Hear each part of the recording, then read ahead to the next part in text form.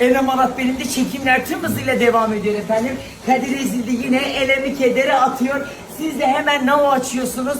Çünkü dakikalar sonra programımız başlıyor. Bugün de muhteşem tariflerle, harika lezzetlerle ekranlarda olacağız.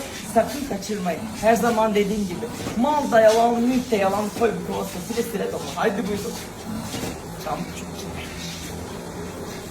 Arkadaşlar bu arada pazar günü nişan kordelamızı tabii ki de dış ses kesiyor. Bir konuşma hazırlamış Orhun kitabeleri gibi, inanamazsınız. Her gün telefondan bir 5 dakika okuyor ki prova ve inşallah makas kesecek. Tabii ki dış ses erkek tarafı olduğu için makas kesmiyor, parasını kız tarafından istiyoruz. Ben senden isteyeceğim, onlar yaptık. Ha tamam. O bana topu atacak, ben de o tarafa atacağım. Muhteşem bir kurdele kesme seansı bizi bekliyor. Çıldıracaksın. Ya hazır olun.